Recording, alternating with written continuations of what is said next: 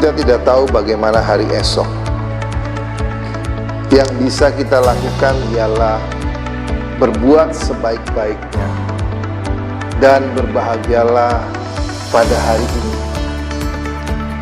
Karena sesungguhnya kebahagiaan dalam hidup ada dalam hal yang sederhana, yaitu berada bersama keluarga Anda, bangun pagi dan melihat matahari terbit, berjalan-jalan di taman, naik sepeda bersama pasangan Anda, bisa membuat kenangan dengan indah.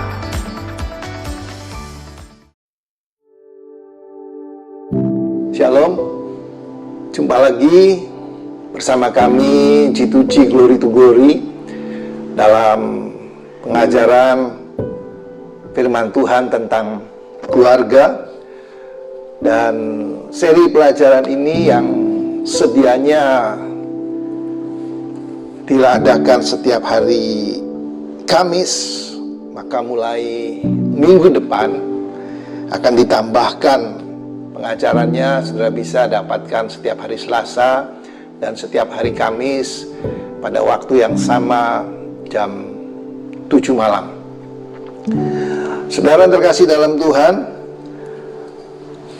sebelumnya saya akan mereview sedikit pengajaran Kamis lalu tentang keluarga.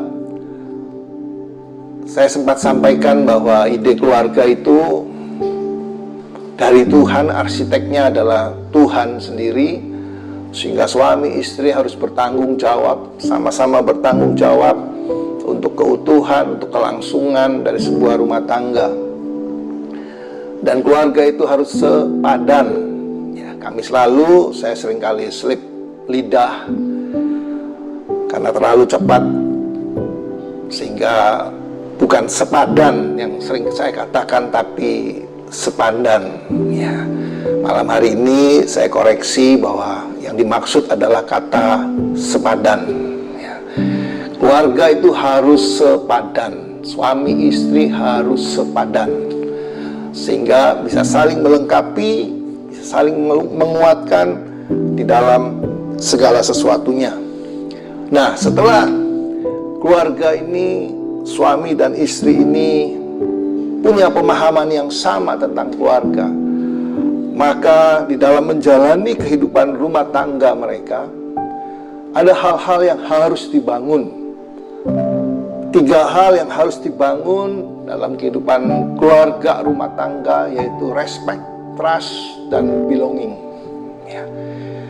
Kalau ketiga hal ini mereka sama-sama dengan kesadaran membangunnya, maka saya percaya dari situ akan lahir tanggung jawab, dari situ akan lahir komitmen, sehingga suami dan istri sama-sama punya tanggung jawab, sama-sama punya komitmen untuk mereka menjaga keutuhan dan kelangsungan keluarga rumah tangga mereka. Nah, hari ini kita akan lanjutkan pembelajaran tentang keluarga. Sebelumnya mari kita berdoa lebih dulu. Bapa di surga, terima kasih buat waktu kesempatan malam hari ini. Tuhan kembali kumpulkan setiap kami, Tuhan beri waktu buat kami, untuk kami boleh belajar firman-Mu, untuk kami boleh membuka hati pikiran kami tentang keluarga, tentang rumah tangga, tentang kehidupan pernikahan suami istri. Karena Tuhan, mari hadir, beri hikmat buat kami, pengertian buat kami, supaya apa yang kami dengar tidak berlalu dengan sia-sia, tapi firman itu boleh tertanam, bertumbuh, berbuah. Kami boleh praktek, kami boleh lakukan, baik sebagai suami, baik sebagai istri, sehingga keluarga yang Tuhan bentuk bagi kami boleh semakin indah di dalam Yesus Kristus. Sambil berdoa buat setiap saudara terkasih yang malam hari ini ada bersama kami mengikuti ibadah online ini. Tuhan lawat mereka satu persatu, Tuhan jamah mereka satu persatu. Nyatakan kuasa-Mu, nyatakan kasih-Mu Tuhan. Rumah tangga Tuhan jamah. Biar perkawinan Kana ada di tengah-tengah mereka, hidup mereka berbahagia, dan nama Tuhan dipermuliakan. Dalam nama Yesus, kami serahkan pengajaran online ini dari awal, pertengahan, hingga pada akhirnya, di dalam nama Yesus Kristus Tuhan. Haleluya. Amin. Puji Tuhan. Saudara, sebelum kita masuk dalam pelajaran berikutnya, saya ingin bacakan sebuah kisah nyata yang luar biasa.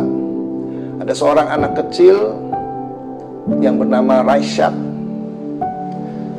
putra tunggal dari seorang miliuner di Kuwait, usia 7 tahun. Dan pada saat itu ia terbaring sakit selama 23 hari di opnam, tanpa kehadiran atau tanpa ditemani papa mamanya, karena kedua orang tuanya, papa mamanya ini sibuk dengan pekerjaannya. Pada hari yang ke-23, papa dan mamanya datang menjenguk dan meminta maaf karena tidak sempat mendampingi selama ini. Dan mereka, papa mamanya ini, menghibur anak Raishad ini dan berkata, papa mama sibuk karena untuk mempersiapkan masa depanmu. Sambil ditunjukkan foto-foto proyek dan rumah yang tengah mereka bangun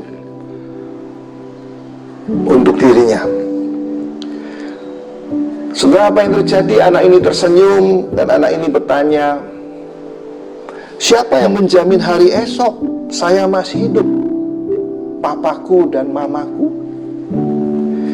Siapa yang bisa menjamin semua yang papa, mama miliki saat ini untukku? Dan apa manfaatnya semua yang papa, mama miliki apabila nanti tidak ditempati? Anak ini baru sekolah di kelas SD, dan pada akhirnya menghembuskan nafas terakhir di hadapan kedua orang tuanya dengan senyuman yang betul-betul memukul kedua hati orang tuanya. Nah saudara, apa yang terjadi pada orang tuanya selepas anak ini meninggal?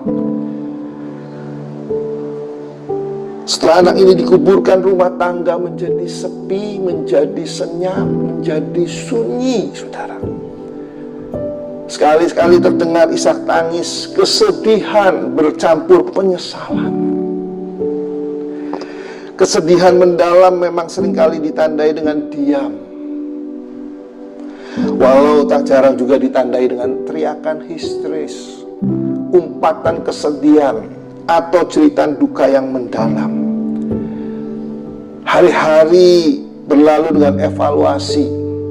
Mereka mengevaluasi apa yang sudah mereka lakukan, apa yang mereka kerjakan, saudara.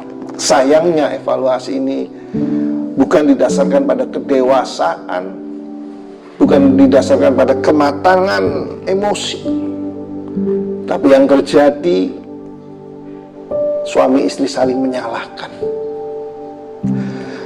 Saudara, suami menyalahkan istri yang ikut-ikutan berkarir sehingga melupakan tugas utamanya sebagai ibu rumah tangga. Dan istri yang tidak mau kalah, saudara. Istrinya juga menyalahkan menyalahkan suaminya yang setiap hari bicara hanya soal duit, dan duit. Sampai akhirnya pertengkaran memuncak, saudara. Sang suami menyebut kata, kita cerai saja. Istri yang mendengar itu menjerit, membanting semua yang ada di sekitarnya, termasuk foto keluarga. Saudara, foto itu adalah foto dirinya, suami, dan anaknya. Jatuh, semua berantakan, saudara.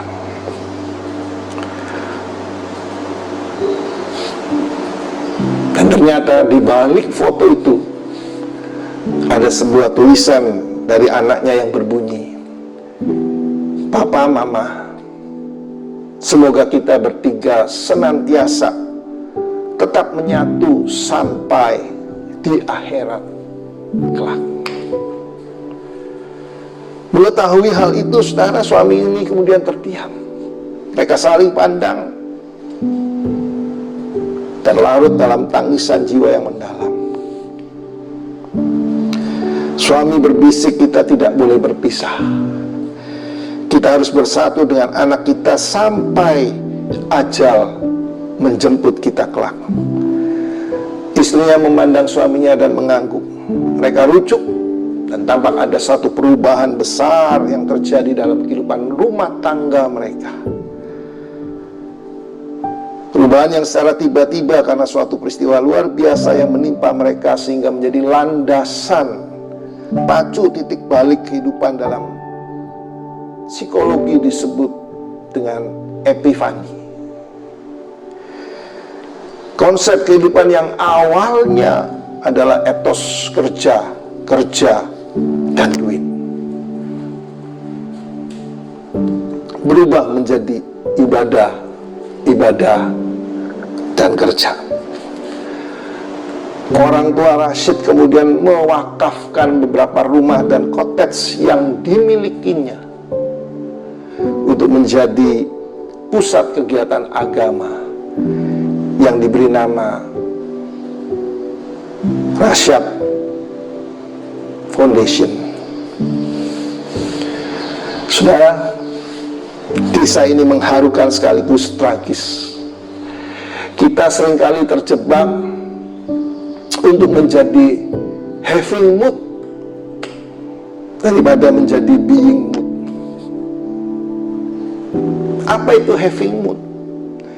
Having mood adalah perasaan bangga karena memiliki banyak aset, walaupun kita tidak bisa menikmati semuanya. Ada orang yang baru nyaman kalau punya banyak mobil, rumah, walaupun sadar bahwa yang digunakan, dinikmati hanya satu. Itu yang disebut having mood. Berbeda dengan being mood, adalah merasa bangga dan bersyukur dengan apa yang dijalani dan dinikmati, walaupun tidak ada yang dimiliki. Ada orang yang tidak punya mobil, sehari-hari naik kendaraan umum, taksi online, tapi dia menikmati dan berbahagia.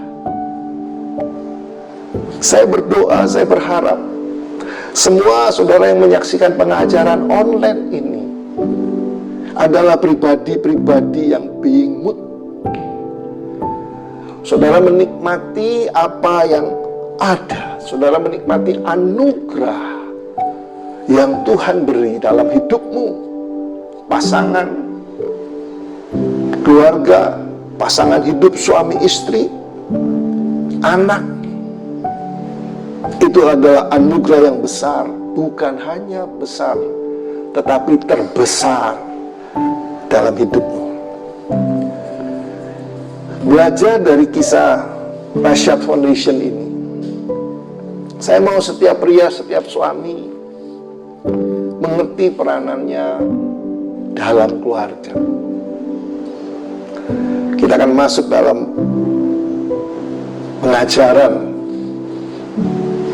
hari ini, malam hari ini. Saya akan bicara tentang suami. Bagaimana peran suami? Apa sih peran suami? Yang pertama, saudara, saya ingin sampaikan bahwa suami punya peran sebagai imam. Peran suami adalah sebagai imam. Dalam Efesus pasal yang kelima, ayat 23 dikatakan, karena suami adalah kepala istri, sama seperti Kristus adalah kepala jemaat, dialah yang menyelamatkan tubuh. Saudara, dikatakan bahwa karena suami adalah kepala istri sama seperti Kristus adalah kepala jemaat. Dikatakan suami sama seperti, suami adalah kepala istri. Suami adalah kepala istri sama seperti Kristus. Kristus adalah imam besar kita.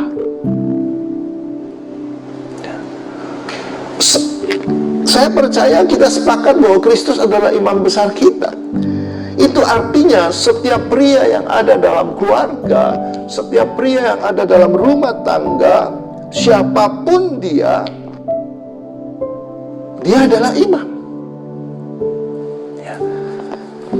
Dia adalah imam yang Tuhan tempatkan dalam rumah tanggamu.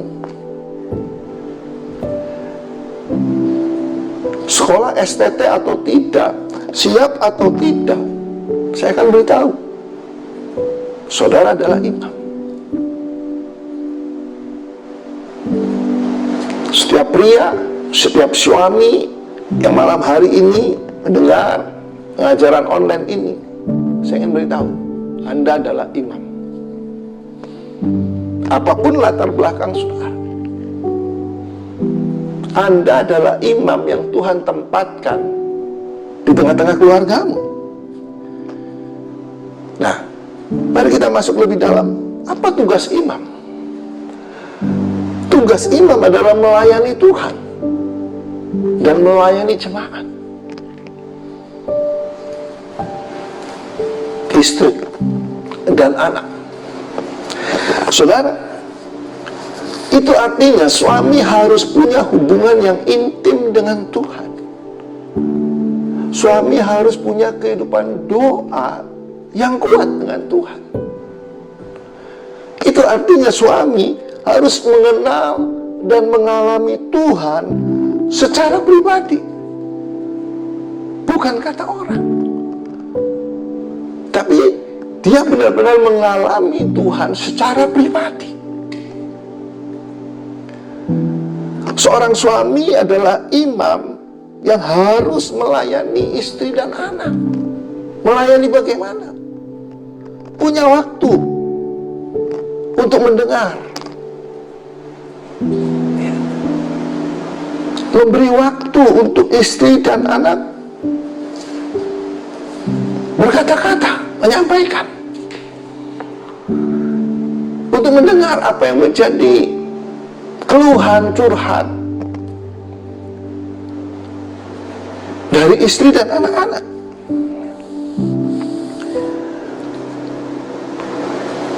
Saudara, ini kadang-kadang kita para suami tidak sadari.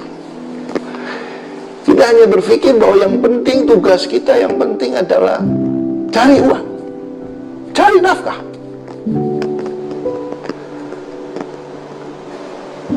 Saya tidak katakan bahwa itu salah, tidak saudara. Tapi yang utama dari seorang imam adalah tugas yang utama dari seorang imam adalah dia harus cari Tuhan lebih dulu. Matius 6 ayat 33 berkata, carilah dahulu kerajaan Allah dan kebenarannya, maka semuanya akan ditambahkan kepadamu. Ada hal yang utama dari kehidupan seorang suami, yaitu dia harus mencari kerajaan Allah dan kebenarannya. Dia harus mencari Allah lebih dari segala-galanya. Prioritas utama adalah mengenal Allah, mengalami Allah di dalam hidupnya. Mazmur 128 ayat 1 dan 4 saya baca buat saudara.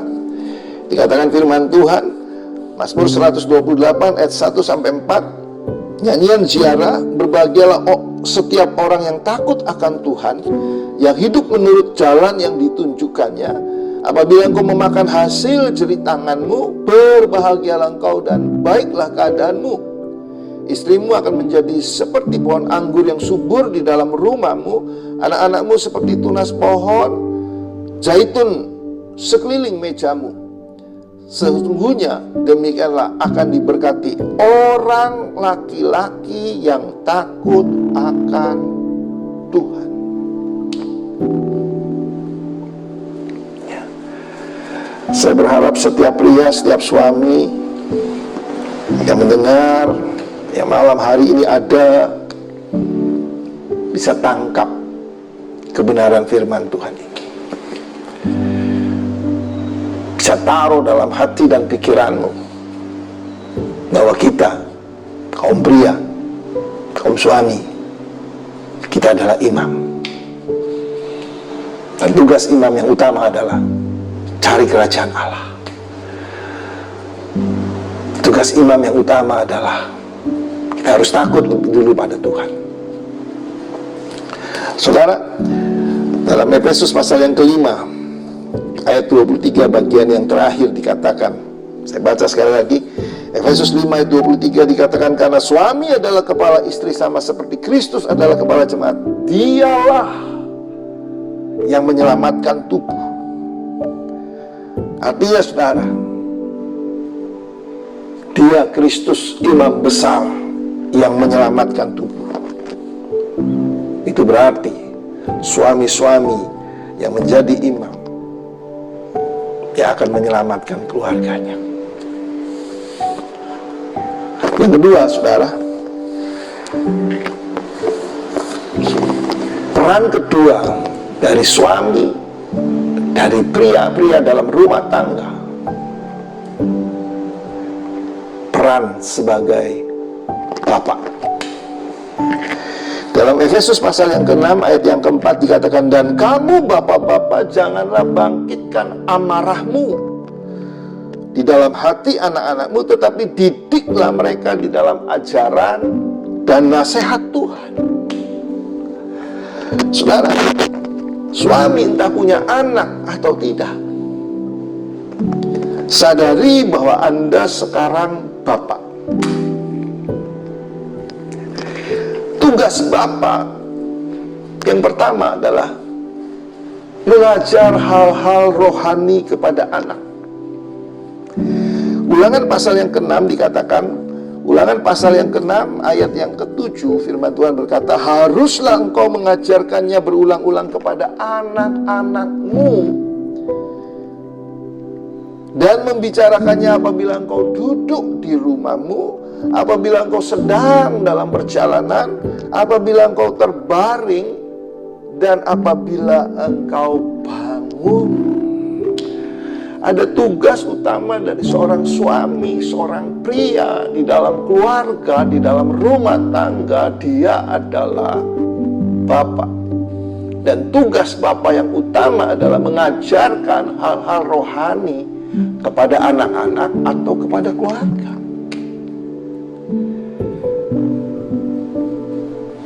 Saya harap saudara mengerti, kaum pria, kaum bapak yang mendengar ini boleh mereview ulang bahwa tugas utama kita adalah mengajarkan hal-hal rohani setiap saat, setiap waktu, dalam segala situasi, dimanapun. Ketika kau di rumah, di perjalanan, ketika bangun, ketika duduk, ajarkan itu. Dan saudara, ini adalah hal yang penting dari tugas seorang bapak, untuk supaya anak-anak kita semua boleh takut akan Tuhan, boleh mengerti akan kebenaran, dan hidup dalam kebenaran. Itu fondasi yang harus pria atau bapak ini tanamkan itu pada anak-anak. Anak-anak baik, anak-anak jahat, tergantung bagaimana seorang bapak mendidik anak-anak dalam hal rohani. Yang kedua, saudara, apa yang menjadi tugas bapak? Tugas bapak dalam memberi makan, memberi penyediaan. Jangan lupa bahwa Tuhan kita adalah Bapa yang kekal. Dalam Matius 6 ayat 9 sampai 11 tentang doa Bapa kami dikatakan, karena itu berdoalah demikian, Bapa kami yang di surga, dikuduskanlah namamu, datanglah kerajaanmu, jadilah kehendakmu di bumi seperti di surga. Berikanlah kami pada hari ini makanan kami yang secukupnya. Jadi tugas Bapa bukan hanya mendidik hal-hal rohani kepada anak, tapi tugas Bapa adalah memberi penyediaan, memberi nafkah, memberi makan yang cukup bagi keluarga dan bagi anak-anak. Rasul Paulus sendiri berkata, kalau engkau tidak bekerja, gak usah makan. Artinya setiap pria, setiap bapak, siapapun saudara, harus bekerja, harus mencari nafkah, harus memberi penyediaan yang cukup buat keluarga, buat rumah tangga. Itu tidak bisa dihindari, tidak bisa, kita tidak mau, karena peran Bapa adalah mencukupi, memenuhi, memberi penyediaan. Yang ketiga, saudara, peran Bapa yang ketiga adalah menjadi teladan. Ada istilah like father, like son, seperti ayah, maka begitulah anaknya. Saya mau beritahu pada kaum pria yang ada di keluarga, suami Anda adalah figur bagi anak-anak Anda. Anda adalah contoh bagi anggota keluarga Anda. Sebab itu hati-hatilah dalam bertindak, hati-hatilah dalam berkata-kata, hati-hatilah dalam bersikap, hati-hatilah dalam merespon. Kalau keluargamu mau berhasil, anak-anakmu mau sukses, bijaklah dalam hidup ini, sehingga anggota keluargamu bisa melihat teladan yang kau berikan di depan mereka. Dan mereka semua akan menjadi seperti Bapa. Yang keempat, tugas Bapa yang keempat adalah memberi kesempatan atau pengampunan. Ingat cerita tentang perumpamaan anak yang terhilang. Anak bungsu ini minta warisan, kemudian pergi ke kota. Di kota dia hambur-hamburkan uang, dia foya-foya, dia habiskan seluruh kekayaannya sampai jatuh miskin, sampai dia harus bekerja untuk dapat makan. Dan ketika dia bekerja, dia mendapat lauk makan yang tidak sesuai, saudara. Akhirnya dia ingat akan rumah bapaknya, dan dia kembali ke rumah bapaknya. Saudara,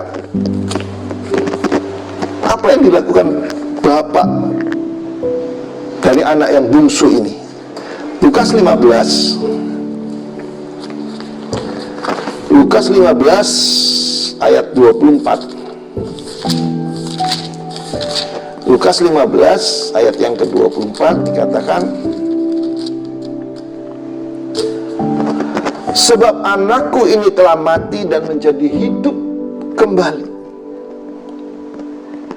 Ia telah hilang dan didapat kembali. Maka mulailah mereka bersukaria. Yang dilakukan Bapa, dia tidak perhitungkan kesalahan anak-anaknya. Dia tidak perhitungkan apa yang sudah dilakukan oleh anak bungsu ini. Tapi yang terjadi kalau Bapak Ibu melihat ayat-ayat sebelumnya, Bapak ini setiap hari menanti anaknya untuk kembali. Dan ketika anaknya kembali, maka bapak ini menyambutnya dengan luar biasa, memberi jubah, kemudian adakan pesta. Artinya seorang bapak adalah seorang yang selalu memberi kesempatan kepada anak-anaknya, seorang yang selalu memberi pengampunan kepada anak-anaknya. Ya, ada satu firman Tuhan berkata, bulu yang patah terkulai tidak akan diputuskan, sumbu yang pudar nyalanya tidak akan dipadamkan sampai ia menyatakan hukum-hukumnya menang. Saudara, kalau Bapa yang kekal saja masih memberi kesempatan kepada saudara dan saya, terlebih-lebih seharusnya saudara dan saya, kita juga harus memberi kesempatan. Kita harus memberi pengampunan ketika anak-anak kita mungkin melakukan sesuatu yang salah, melakukan sesuatu yang keliru. Biarlah kita juga boleh meneladani apa yang Tuhan sudah lakukan buat kita. Saya tidak perpanjang pengajaran firman Tuhan ini. Saya berdoa, biarlah setiap pria dalam rumah tangga, setiap suami, setiap bapak, jadi imam yang berkenan di hadapan Tuhan, dan menjadi bapak yang mengasihi istri dan anak-anak. Tuhan memberkati. Sampai jumpa Selasa depan untuk pelajaran yang baru. Mari kita berdoa. Bapa di surga, terima kasih buat seri pengajaran yang Tuhan sudah pimpin dari awal, pertengahan hingga pada akhirnya. Meteraikan semua kebenaran firman ini, taruh dalam loh hati kami, setiap kami, khususnya malam hari ini untuk setiap pria-pria, untuk setiap suami-suami. Hamba berdoa di dalam nama Yesus, biar firman ini menuntun mereka untuk mereka menjadi seperti yang Kau kehendaki, menjadi imam yang berkenan di hadapan Tuhan, menjadi bapa yang bertanggung jawab, yang mengasihi keluarga, yang mengasihi istri, mengasihi anak-anak mereka. Beri kemampuan buat setiap pria, setiap suami untuk menjalankan peranannya, tugas dan tanggung jawabnya, sehingga rumah tangga yang Tuhan bentuk boleh menjadi rumah tangga yang diberkati oleh Tuhan. Terima kasih Tuhan. Berkati pengajaran online ini, berkati semua saudara yang mendengar, yang menyaksikan. Tuhan melawat mereka. Terima kasih Bapa di surga. Kami mengucap syukur dan kami terima berkat yang datang dari tempat maha tinggi. Berkat dari Allah Bapa, Putra, dan Roh Kudus. Di dalam nama Yesus Kristus Tuhan. Haleluya. Amin. Selamat malam, Tuhan memberkati.